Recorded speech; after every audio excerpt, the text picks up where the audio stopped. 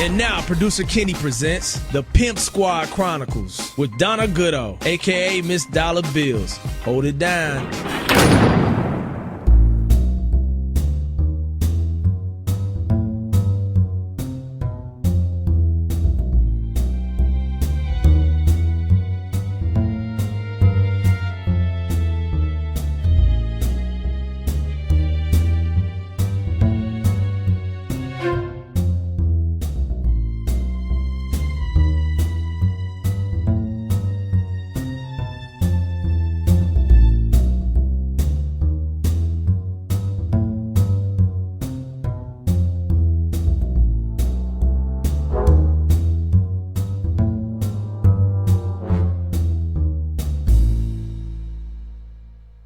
Who is Donna Goudeau? Right here. Donna Goudeau, a.k.a. Miss Dollar Bill. Who are you? Who is Donna Goudeau? I'm Donna Goudeau. I'm from Port Arthur, Texas. I was an upcoming rapper doing my rap career. I have a daughter that I love. Shout out to Brianna Nicole Goudeau, a.k.a. Munchie. Mama, I love you. P.O.P. hold it down. Ain't nothing changed. Pimp Squad for life, baby. So, what was your rapper name? My rapper name is Miss Dollar Bill. And how did you get that name? Say I was a little youngster, always asking for 50 cents a dollar. So that's where the name came from. I like that. And how long have you had that nickname for? I had that, when I was gang banging, they also used to call me Damu, which is a blood name, Paru blood. But I don't bang no more, so. What do the teardrop tattoos mean? What is that? Not up for discussion. Hey, I can appreciate that. Here's another question. Why don't we just walk through the case, the who, what, when, where, why. You were basically accused of being the getaway driver for this crime. I think it was like an assault on an elderly guy, right? Yeah. And your basis for why you were innocent was that you're blind. You couldn't have driven the car, correct? Yeah. So walk me through the series of events of what happened leading up to your arrest. What did they get wrong? I mean, why did you get arrested? What happened, and what are they saying happened? All right, well, on July the 20th of 2011, I sell crack cocaine, so $100, my clientele hit me on my cell phone for $100 worth of crack. He's a closet smoker, so he wait till his wife goes to work and he either score when he about to go to work on his lunch break. So me, I can't drive, I'm legally blind. Sure. So I asked my homeboy, which was Delborn, say you could give me a ride to take me to hit this lick, I'll give you some gas money. So he was like, man, I'm tired, we've been up. My cousin Keyron to take you, which was in the car that he was claiming was his. So that's how me, Keyron, and Jeremy ended up in the car.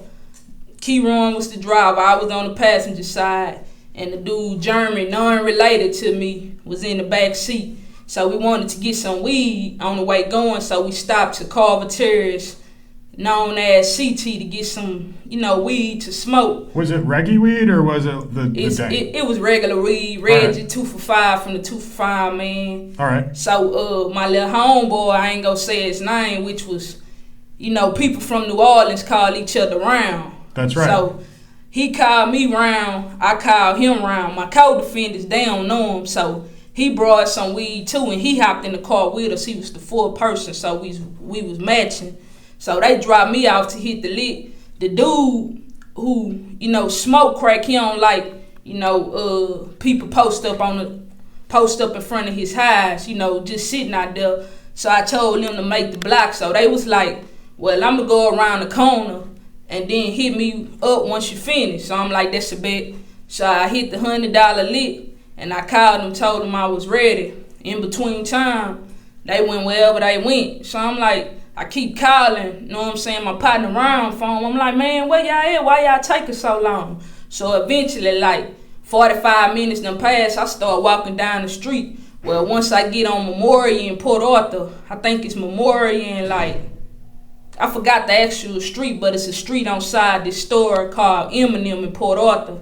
Once I get right there finna cross over by Racetrack, that's when my co-defendant Keyron pulled up.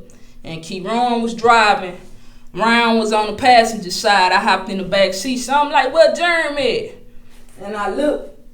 squinched behind us. They was like, he in that truck. I'm like, who truck is that? And then I was like, never mind, I don't even want to know. So we went on the way back to the projects. Round, we wasn't gonna go back to Carver Terrace to drop Round out. So Round ended up getting out the car 2 blocks away from Murder Manors, which another projects where we came from. He got out the car and I hopped back on the passenger side. And that's how that went. So probably 5 hours later, we all went our separate ways. And before then, they was getting a whole bunch of stuff out the truck in the car. They helped me to carry it. I helped them. I ain't tripping.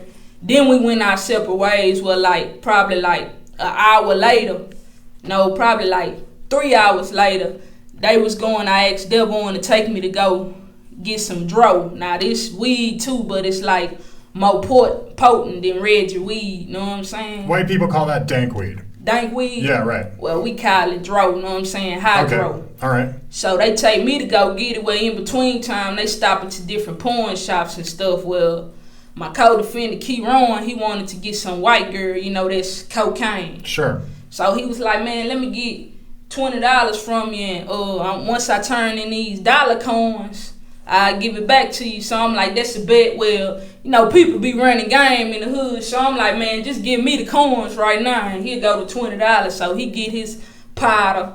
We stopped to HEB. I went in and turned the coins in back for my $20. It was $20 pieces.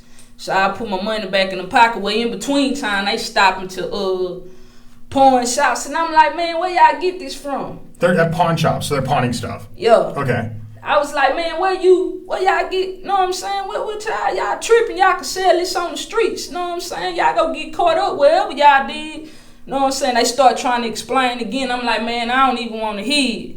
So long story short, it was 5 of us in the car.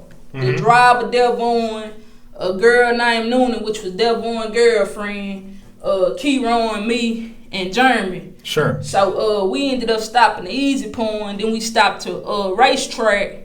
Then we stopped to another pawn shop. I forgot the name of it. And I'm on my cell phone. In order for me to see my cell phone, I got to put it close up to read the text messages. So that's what I was doing. And I seen when the screen is dark, you can see a glare in the screen. Sure. So once I saw that, I see better out the corner of my eyes. And I saw somebody dip low on side the car. So I'm like, man, what the... know what I'm saying? I'm like, man, what the F? And by this time, the detective I ain't know who he was. I ain't know who he was at the time. He had a pistol in my face through the window. Wow. And I hit the pistol. I'm like, man, get the pistol up out my face. I'm thinking it's maybe a jack move or anything, you know what I'm saying? And he flashed his badge and he was like, I'm a detective for Port Arthur Police Department. Mm-hmm. I'm like, oh, all right. So by that time, he was like, where the driver of the car is? And I was like, shit, you the police, you supposed to know. And the girl, Nunes, he was like, she in the pawn shop. So I'm like, man, shut the fuck up. So then, excuse my language.